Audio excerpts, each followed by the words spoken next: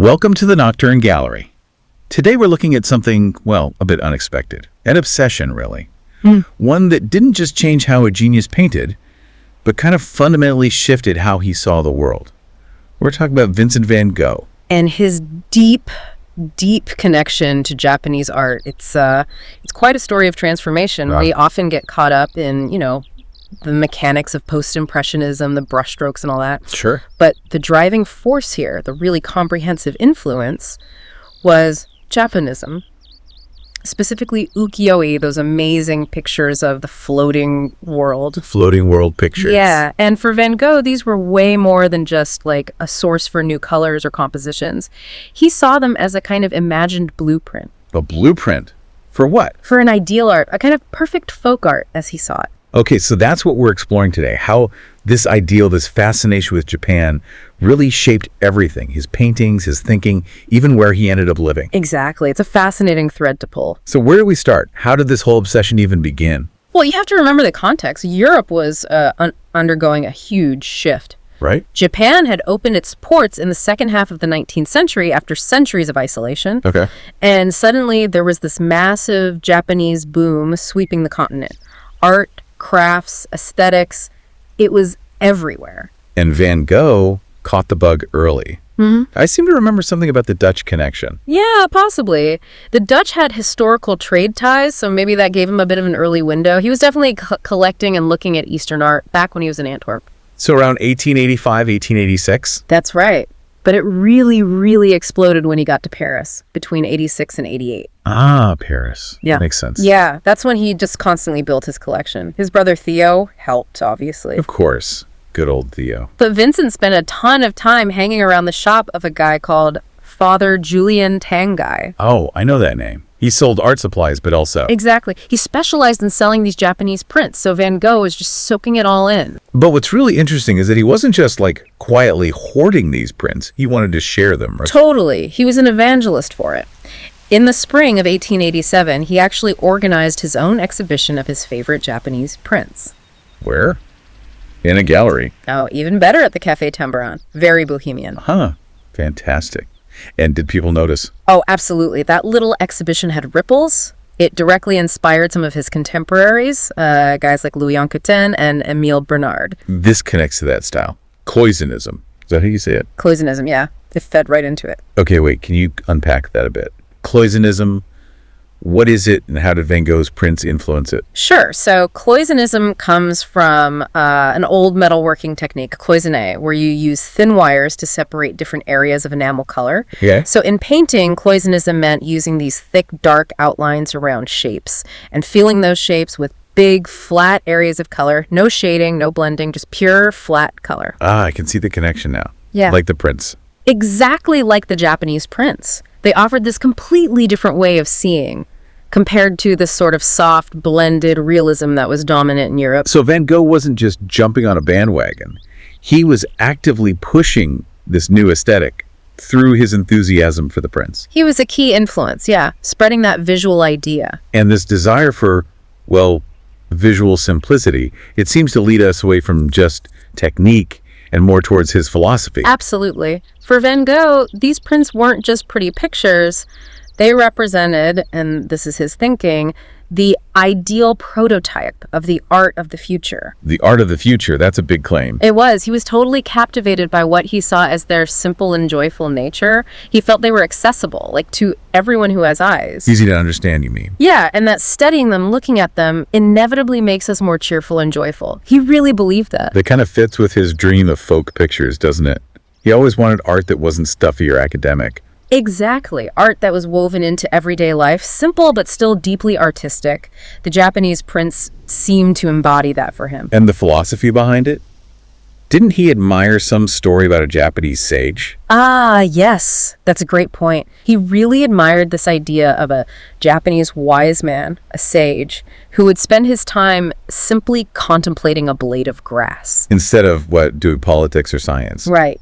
Instead of worrying about politics or, measuring the distance to the moon, that simple, focused contemplation seemed incredibly profound to Van Gogh. Why did he value that so much? That quiet observation over, say, grand intellectual theories? Well, I think for him it represented sincerity, authenticity. Right. He felt Western art had become tangled up in academic rules, intellectual showing off, egos. The Paris scene could be pretty competitive. Extremely. So the sage looking at the grass symbolized finding deep truth in the simplest things through direct, patient looking. Not through complex abstraction, but right there in front of you. That makes sense. Less ego, more seeing. Precisely. And that connects to the social aspect, too. He kind of idealized Japanese artists. Oh, so. He had this vision of them living simple lives, almost like monks, treating each other like brothers, sharing their work. Like a community? Yeah, exchanging works without all the rivalry and hostility he saw in Paris. Do we think that was actually true, though? Or was it more Van Gogh projecting what he wished the art world was like? It was definitely an idealized, maybe even romantic view. I mean, he'd never been to Japan. He was looking at it through the lens of these prints and his own desires. But it was a powerful ideal for him. Incredibly powerful. He was so inspired by this supposed Japanese custom of artists supporting each other that he tried to replicate it. With Gauguin and Bernard. Exactly. Wow. He proposed they exchange works, create a kind of brotherhood. He saw the Japanese way as a model for living as an artist, not just for painting. So the philosophy directly pushed him towards a technical revolution, too. Oh, absolutely. Japanism was the key. It was the thing that really shifted him from his earlier, darker Dutch style into that bright, bold, post-impressionist work we know from Paris and Arles. So how did that ideal of, say, simplicity translate onto the canvas? What did he actually do differently with his paint? Okay, number one was color. Color simplification, clarity. He picked up on the Japanese use of flat color application. Meaning large areas of a single color placed next to each other without much blending or shading. Just pure, bold planes of color. Like blocks of color. Exactly. And he was very conscious of it. There's that great quote about his painting The Bedroom from 1888. Oh, yeah. He wrote, "Shadows are eliminated. Color is applied flatly, like in Japanese prints." I mean, it couldn't be clearer. He's telling us right there. Wow. Okay, so flat color. What else? Compositional freedom. This was huge. Japanese artists often played fast and loose with traditional European rules of perspective. Which Van Gogh loved, I bet. He embraced it. It gave him incredible flexibility. For instance, the idea of showing the whole through just a fragment. Dropping things off. Yeah, cropping figures, cutting off objects at the edge of the frame. We see that all the time in his later work.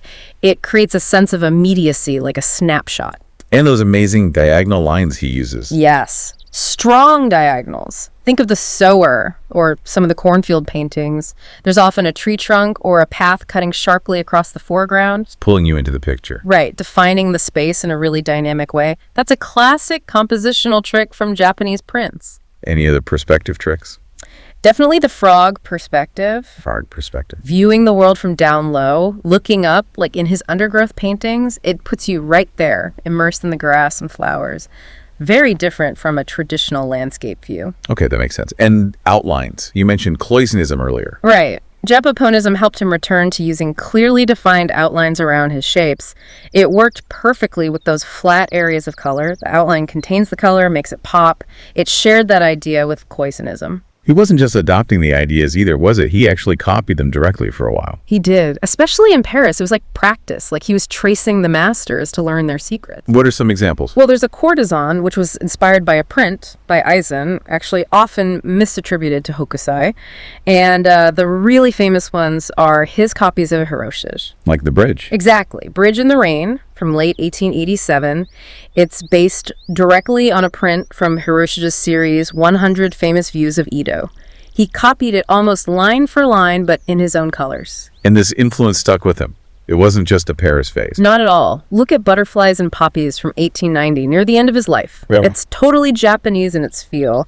That decorative panel style, the really close-up view of the flowers and insects, almost no sense of deep space, that asymmetrical composition.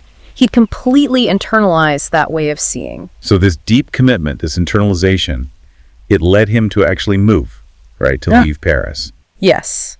The next logical step wasn't just stylistic, it was physical.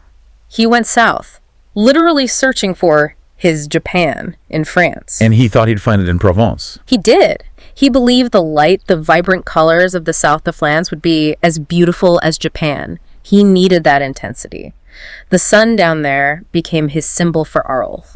He called Arles his new Japan, didn't he? The land of the rising sun. He did. It was quite romantic, but very sincere. And did he find what he was looking for when he got there? Amazingly, yes, or at least he saw confirmations everywhere. He arrived in February 1888, and it was snowing. Snow in the south of France. Yeah, unusually. And those snowy landscapes with white mountain peaks, they immediately reminded him of the Japanese winter scenes he knew from prints. Wow. And then later, when spring arrived, the blooming orchards, the gardens, instant connection to Japan, and the cherry blossoms for him. He was projecting, perhaps, but he was finding these echoes. There's that one specific detail, too, the bridge in Arles. Ah, the Langlois Bridge. Yes, that's a perfect little symbol of it all. Well, it was a drawbridge, built by Dutch engineers, so it reminded him of his homeland, the Netherlands. Okay. But visually, its structure, its lines, it looked remarkably like the bridge in that Hiroshige print he had copied back in Paris. No way. Yeah.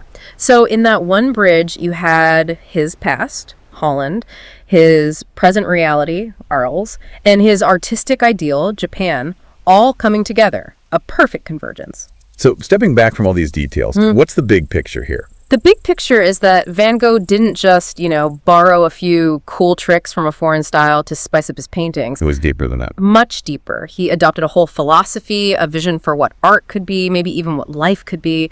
Simplicity, community, intense color, finding truth, and direct observation. And this vision, rooted in Japonism, shaped his entire mature style. It fundamentally defined his post-impressionist career. Without Japonism, you just don't get the Van Gogh we know. Which leaves us with the final thought, maybe.